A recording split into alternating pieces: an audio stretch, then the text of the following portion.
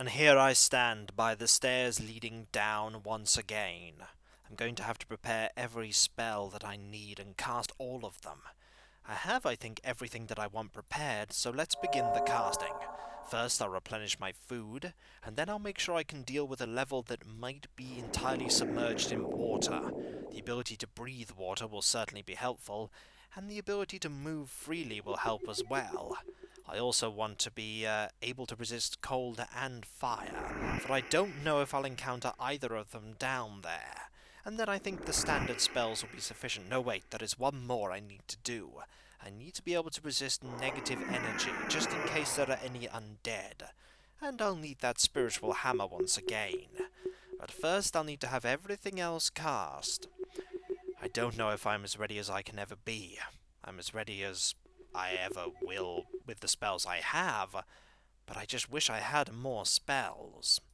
True Seeing, and finally the spiritual hammer that has helped me all of this time. Excellent. Now I'm as ready as I'll ever be for this floor below, and hopefully this floor below will not have my doom within it. The bards will not sing of this tale if I do not return to tell of it after all. Let's go. Welcome back, folks, to Let's Play Dungeon Hack, and when last we left off, we fully explored the 10th floor of this dungeon, and we also went and finished off exploring the 9th level of this dungeon. The bit of the 9th level that we hadn't been in had nothing of particular importance in it. We also found the difficult enemy of this floor, and defeated it. It's time to head down and see what foes are here. I also need to read that book at some point. Let's read it now. Why not, eh? What's the worst that could happen? Okay, a lot could happen that's terrible. Fortunately, all that happened was we gained a point of strength, which really isn't going to show itself right now because we have those gauntlets that give me 19 strength. But if we were to take these off, we would have... Ooh, that is a dangerous foe, and I think I recognize that foe. If memory serves by the appearance, that is a Umber Hulk. Let's have a look and see if that is true. It's either that or a grey render. And the answer is, that is an Umber Hulk. They are nasty foes that hit really hard, have a lot of health, but fortunately appear to be very slow, which works to our benefit. That enemy looked vicious, and those claws looked deadly. I really don't want to get on the wrong side of those claws. That must be one of them growling now. And there is one of them. They barely fit down this corridor. How did the designer of this dungeon get them in here? I'll never know, but at least they're slow and cumbersome. I can use that to my advantage. There is one thing I'm a little worried about, though, and that is that where there are Umber Hulks, there tend to be Mind Flayers, and I really do not want to encounter a Mind Flayer. The Mind Flayers have a very good attack, a very good selection of attacks actually. Not only do they have spellcasting, they also have the ability to stun people, and also consume their brains. We really don't want an enemy to consume Seledran's brain. There is an Umber Hulk, and that was only 10 points of damage. That really isn't a lot of damage. Is that another Umber Hulk behind it, or is that a different enemy? There's only one way to find out, and that is to defeat this foe, and have a look at this one. If this foe will come round the corner. And that is a Slithermorph! We have seen Slithermorphs before! Or maybe this isn't a Slithermorph. This is definitely a Slithermorph. We have encountered an enemy again, which says to me that we encountered the Slithermorphs way too early in this dungeon. Hey, I don't mind seeing Slithermorphs. This means that there are no foes that can deal any status effects against us, unless the Umber Hulk can do that. There is another Umber Hulk. We will wait very patiently for it to turn up. In your own time, Umber Hulk. Excellent. The chance that we're going to get hit by the Umber Hulks is very slim, unless one of them catches us by surprise, which could very well happen. We need a key to unlock that. Do we have that key? We don't have that key. We're going to have to do some exploring if we're going to get into there. Let's keep going, shall we? Ah, here's a key. This is some agate. We should hold on to that, most certainly. Anything else here, apart from that Umber Hulk, that actually went round the corner and immediately attacked us? That is something I didn't know that they could do. and you've gone that way for some reason. That is a foolish thing to do, because we took advantage of that and now you are dead. And the spiritual hammer went that way briefly. And this door closed again. Curious. Here is a key. We can actually use that key in the area that we were just in. It's handy that the key was so close by. What is in here? It would seem nothing.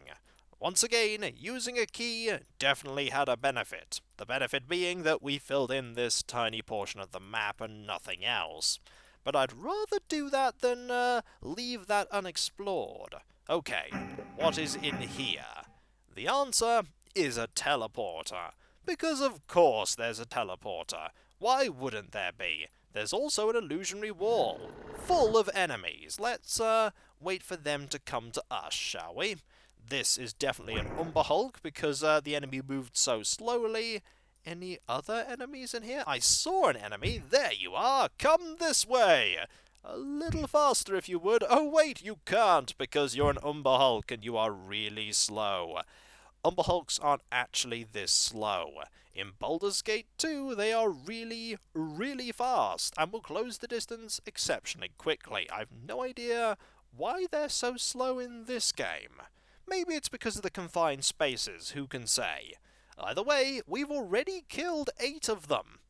Not as many Umber Hulks as we've killed Chimeras, but we've killed a lot of them. We want to make room for this. What do we want to do? We want to get rid of an item, maybe this coin. We'll get rid of this coin. We find plenty of coins as we, actually, let's keep the coin, and we'll get rid of this ration. We have a number of iron rations. They should be sufficient for our needs. Let's keep going this way, shall we? Ah, this looks like a lock, and I think we have the key to unlock it. It's a good thing, too, because we're really going to need that key. There we go. In we go, and through. And there is a Slithermorph. Hello, come this way. We've become quite a bit more hardy since you last encountered us, Slithermorphs. We now have 0 armor class. If we had the shield equipped, we'd have -1 armor class. That said, we don't want to have the shield equipped right now, because we want to hit you from a distance. And we also want to hit you for 22 points of damage. That's a lot of damage. Anything in here? There might be something in here. There might also be enemies in here. And I hope this level isn't exactly the same as the level that we were just on. It's kind of starting to look exactly the same as the level that we were just on. Let's have a little look. Hello! You actually managed to surprise me, because I wasn't expecting an enemy around the corner. You're a very slow enemy, that said, but you still managed to surprise me. Anything else round here? Nothing, it would seem. Nothing there, and there's something round here.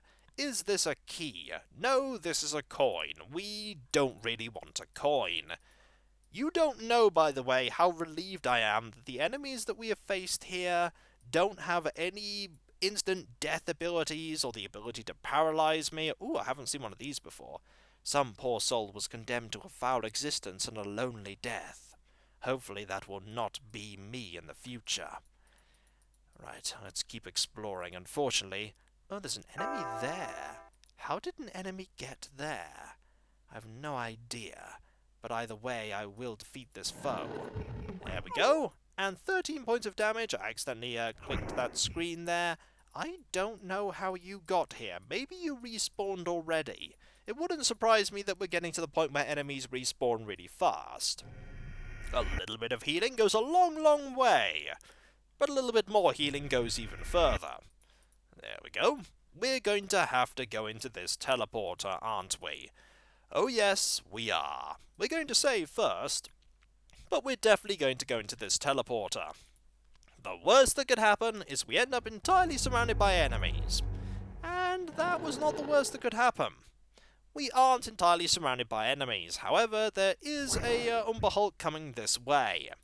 Fortunately, the Umber Hulks are so slow, we were able to defeat that enemy with ease. I think we've already been on this level design. I think that is the central corridor.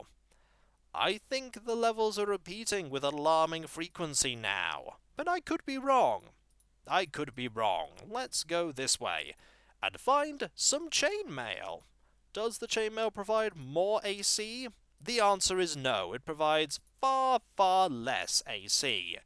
But we'll hold on to it just for now. There is another teleporter here, because we need more teleporters, said nobody ever. Nobody wants teleporters. Also, only 2 points of damage? That is really not a lot of damage. The Umberhulks are very disappointing as far as being a difficult enemy is concerned. I don't mind that it's not a difficult enemy, but I was expecting a little bit more oomph in how it hit. Here is a journal page. Also, here is a Slithermorph that we really, really need to defeat. Only 7 points of damage. My, how the mighty have fallen. There is also another enemy here. And it's another Umberhulk. Are you going to grab this scroll? You are not going to grab that scroll. That is handy because we want to read that. You did drop a potion of water breathing. We might actually want to hold on to that. We might want to get rid of, let's see, this orange potion. We don't know what the orange potion does. Let's quickly read this. I seemed to weaken from the horrible stench that filled the air as I battled the troglodyte. Yes, troglodytes can reduce your strength, and fortunately for us, we were able to avoid fighting the troglodytes because you typically fight them on the earlier levels of a dungeon. That said, we did have these gauntlets, so we really didn't need to worry about it anyway. But hey, it's nice to know that they can reduce your strength, and we have a bit of an area to explore over here. But this definitely is looking like a repeat of the floor that we've been on quite a lot. This one with the central corridor. I don't mind. There are no Medusas or Scaladars, so we can just explore to our heart's content. Also, our arms feel like dead weights here. That is curious. Does that mean that our strength is dramatically drained, or that our, maybe our attack speed is slowed there? Hello, how are you? You're guarding yet another teleporter. Oh joy, more teleporters, said nobody ever. Let's just defeat you very quickly, and you're guarding a key by the looks of it. This is a chrome key. We want to hold on to this key. What will we drop to hold on to the key? Definitely not the grappling hook. The grappling hook could be very handy. Let's drop this coin for now. We can always come back for the coin if we need it, and that pretty much is this entire area. We have 2 teleporters that we can go into, and 1 enemy that has already respawned. This area has a very fast respawn rate. What foe are you? You are an Umberhulk. That's okay. We'll take care of you eventually. Come round this corner, if you can actually manage it. These foes are deceptively simple. Are they lulling me into a false sense of security? I highly hope not. I might as well go through his teleporter. And in here is a Slithermorph. In fact, in here look like to be multiple Slithermorphs. Fortunately, oh dear. That's rather bad. That's very bad. And fortunately, we were able to defeat you before you could lay the killing blow. And now all of your damage has been negated by 1 healing spell. I really like that spell. And here is a grate on the floor. It's too dark to see what lies below this grate. However, I did notice that a door just opened. And that is an enemy that I have not heard before. Which area of the level are we in? We are in this area of the level, and it seems like this area connects up to the central area, because of this illusionary wall. Yes, it does. So we'll just keep exploring for now. There is also another illusionary wall here with a Slithermorph on the other side. Hello? How are you? You missed, and now you are dead. Any other foes in here? The answer is no. That's a good thing, too. We have a key that can unlock that. Where is that stone key? There's the stone key. In here looks to be, yep, another Umberhulk. How are you? Are you well? You won't be well for much longer. Also, our arms feel like dead weights in here. Let's find out what that means. I've no idea what that means. Does it just mean that your strength is lower here? Either way, we are now moving over here. Also, we can see into these rooms when we stand by the door, maybe because of the grates on them. That's handy. So we've explored up there, and up there was nothing of any particular worth. That said, we do know that there is a room there, and I imagine this teleporter might bring us over to the other side. We might as well explore everything that we can here. And we'll head down first before we go into the main corridor. Hello! Anyone here? Oh look, another book. Is this a book that I've read before? This may be a book that I've read before, but I'm going to hold off on reading it just in case. Hello! Slithermorphs everywhere! And you still actually deal a lot of damage when you want to. That was 16 damage. That is not bad. Also, resist fire has expired. I get the feeling that pretty soon all of our spells are going to expire. We really want to get into there. How are we going to get into there? Maybe that's where the teleporter leads to. The one that we didn't go into before. It might actually be worth checking that out now. Let's go and check that out now, shall we? We'll just go into here, and then we'll pop into here. And we might want to... oh, hello! Didn't see you there. You must have just arrived. I really don't like the fact that you have just arrived. Also 5 damage, really not impressive. We've also gained Cleric level 15. We have reached the point where we stop gaining lots of health, unfortunately. At this point, we'll only gain 2 hit points a level, but we will gain a little bit more spell casting, like this level 5 spell that we can have here. Slay Living might be a good thing to have ready, just in case we can actually make some use of it. We also probably want, let's see, a Cure Serious might be good, and we don't get any more spell casting. That is unfortunate. But hey, more spellcasting, always a good thing. And now we have 64 hit points. We're going to cast some healing spells, and then we're going to move on. That took a long time, but it was worth it. Alright, we want to create food and water here. We don't need to have any of the other protection spells that I prepared before, because... these enemies don't deal fire or cold damage. They also don't have any special status effects or anything like that. They just hit hard. Or in the case of the Umber Hulks, they just hit. They don't hit really hard. It's a bit sad for the Umber Hulk that the Slithermorph, which we encountered many floors before this enemy, hits a lot harder. Alright, I think a Spiritual Hammer will see us in good stead for the rest of this floor. There we go. We definitely want to go into here. Hopefully this isn't a massive trap, and with that in my mind, saving is a sound plan. And this is when we fall into oblivion! Or maybe not. Let's go in, shall we? Aha! One enemy right next to us, that only grazed us for a single hit point of damage. Where are we? We are on this side. Not quite where I thought we'd be. There are a lot of items in here, though. A lot of items. Also, there is a trap that is constantly firing something. Alright, what is this? This is a key. We want that key, definitely. Can we hold on to this key without dropping something? No. We'll leave that there for now and come back for it later. There's an illusionary wall here. You may not have known that that was there. Now you do. And it would seem that this also links up to this central corridor. So there are 2 ways to get into the central corridor. We might as well explore the central corridor. The sooner we do it, the better off we'll be, I think. And so, when we come back, folks, we will explore that central area. And if the next floor that we go down to is exactly the same, I will just say that the game has run out of ideas and will just continually throw this design at us. Maybe the game thinks that this is the most difficult design for a level. And to be fair, it does have its difficulties in the sense that you can't reliably know where enemies will be in the areas you'll be going to. Because, of course, teleporters. However, this has kind of been circumvented by these illusionary walls here that are letting me get from here to there with exceptional ease. And so, I'll catch you next time, folks, and I'll see you then. Later. Umberhulks and those strange lizard folks again. It's the second time I've seen those lizard folks, but then it's the second time I've seen minotaurs as well. Perhaps those gelatinous lizard people and minotaurs were the ones that designed this dungeon.